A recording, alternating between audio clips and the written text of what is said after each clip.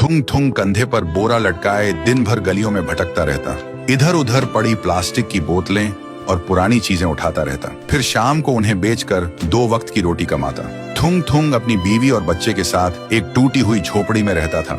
गरीबी इतनी थी कि कभी कभी नमक रोटी भी नसीब नहीं होती थी। भूख मिटाने के लिए पेड़ों के पत्तों का सहारा लेना पड़ता।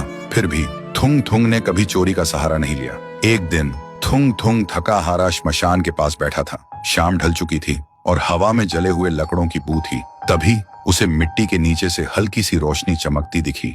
वह धीरे से उठा और मिट्टी खोदने लगा। कुछ ही देर में उसे जमीन के अंदर से एक पुराना सा लोहे का घंटी वाला दिया मिला। जैसे ही उसने उसे उठाया, एक भारी आवाज गूंजी, जो भी इस दिए को जगाएगा उसकी हर इच्छा पूरी होगी, लेकिन बदले में उसकी सबसे प्यारी चीज चली जाएगी। थुंग थुंग का दिल जोर जोर से धड़कने लगा।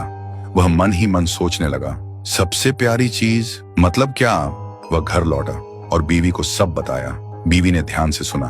उसकी आंखों में डर भी था और थोड़ी सी उम्मीद भी। फिर बोली, 3 दिन से बच्चा भूखा है, क्यों ना पहले खाना मांग ले।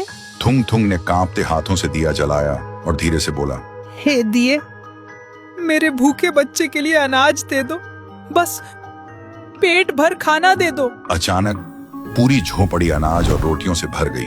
बीवी खुशी से रो पड़ी। लेकिन उसी रात थुंग थुंग ने देखा उसका बच्चा चुपचाप कोने में बैठा है और उसे पहचान नहीं रहा। सुबह तक बेटा उसका नाम भूल चुका था। थुंग थुंग टूट गया, लेकिन घर में अनाज था और भूख खत्म हो चुकी थी। उसने खुद को समझाया, बाद में बच्चे का इलाज करवा लूंगा। फिर उसने सोचा, एक और बार इस्तेमाल कर लेता हूँ। इस बार उसने मांगा, हे दिए, पक्का मकान और दुकान दे दो। पलक झपकते ही टूटी झोपड़ी की जगह एक सुंदर पक्का घर बन गया और बगल में भरी हुई दुकान खड़ी थी। थुंग थुंग खुशी से बीवी के पास दौड़ा, लेकिन उसने देखा उसकी बीवी पत्थर की मूर्ति बन चुकी थी। थुंग थुंग चीखता रहा, रोता रहा और कोने में रखा वह दिया हंसता रहा, क्योंकि शर्त वही थी, हर बार सबसे प्यारी चीज खोना। अब थुंग थुंग के पास बड़ा घर था, पर वह पूरी तरह अकेला पड़ गया था। वह रोते हुए पत्थर बनी बीवी को गले लगाकर बोला, मुझे ये अमीरी जिंदगी नहीं चाहिए। मेरी बीवी और बच्चे को पहले जैसा कर दे, भले ही हम भूखे रहे। दिए की हंसी अचानक रुक गई। एक तेज रोशनी हुई। जब रोशनी हटी, न पक्का घर था न अनाज का ढेर। फिर वही पुरानी टूटी हुई झोपड़ी थी, लेकिन सामने उसका बच्चा खेल रहा था और बीवी मुस्कुरा रही थी।